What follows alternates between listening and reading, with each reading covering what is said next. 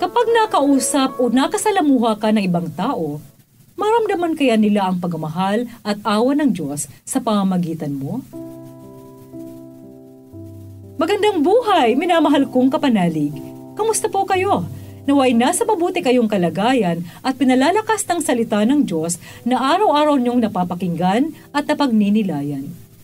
Ginugunitan natin ngayon sina Santa Gertrudes Magna at Santa Margarita Alacoque.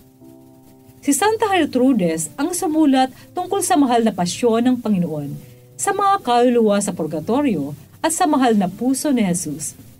Nangyari ito bago pa ang pangitain ni Santa Margarita Alacoque noong 1675. Pasalamatan natin ang Diyos sa mga banal na ito at sa tulong ng kanilang panalangin, hilingin nating maging kasangkapan tayo ng Panginoon sa pagsaksi sa kaharian ng langit na sumasa atin na.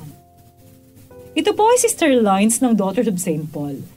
Marinig natin ang paliwanag ng Panginoong Hesus tungkol sa kaharian ng Diyos sa ating mabuting balita ngayon.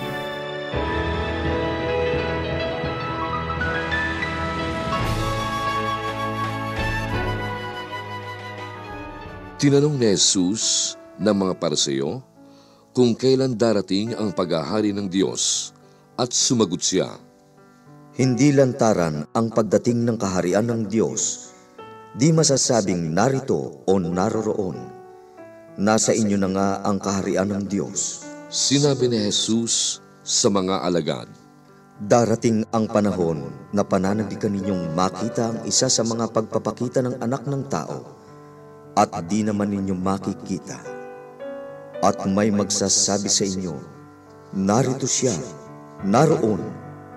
Huwag kayong pupunta, huwag maghahanap." Sumisiklab nga ang kidlat at nagniningning mula sa isang dako ng langit hanggang sa kabila. Gayon din naman ang Anak ng Tao sa araw ng kanyang pagdating.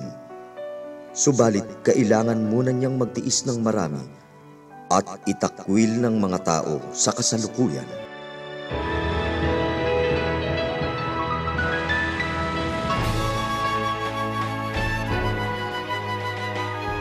Ang Diyos ay nananahan din sa ating mga puso at Siya ang nagbibigay ng kapasidad sa atin na magpatawad at magmahal. At kailanmay hindi ito maiintindihan ng sukatan ng mundo dahil ang material na mundo ay nababalot ng kasalanan. Habang ang mundo ay tinuturuan tayong pumatay, maghiganti, at huwag magpatawad, ang naghaharing Diyos sa ating puso ay tinuturuan naman tayong magbigay buhay, magmalasakit, at magpatawad. Mapanukso ang kasalanan, kaya't madalas nating di mapansin ang Diyos na naghahari sa atin.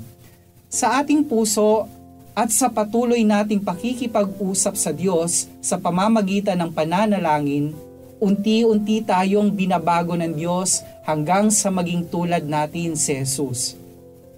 Si Jesus bilang hari ay hari na nananahan sa ating puso at sa buong sanlibutan. Kaya't isa rin itong hamon sa atin. Ipakita natin kung sino ba ang naghahari sa ating buhay. Ang Diyos ba o ang kasamaan? Sa inyong mga tahanan, awa at pag-ibig ba ang inyong ibinabahagi sa isa't isa? Sa ating komunidad, nagmamalasakitan ba tayo sa isa't isa o wala na lang pakialamanan?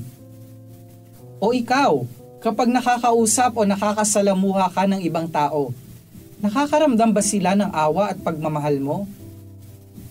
Manalangin tayo. Ama naming Diyos na naghahari sa mundo at sa aming mga puso, araw-araw mo kaming turuang maging tulad ng iyong nag-iisang anak at Diyos at kapatid naming tagapagligtas na si Hesukristo. Amen. Mga kapanalig, support Pauline's online ministry. Subscribe, like, and follow us on Facebook, YouTube, Instagram, Twitter, TikTok, Spotify, Google, and Apple Podcast. Maraming salamat po.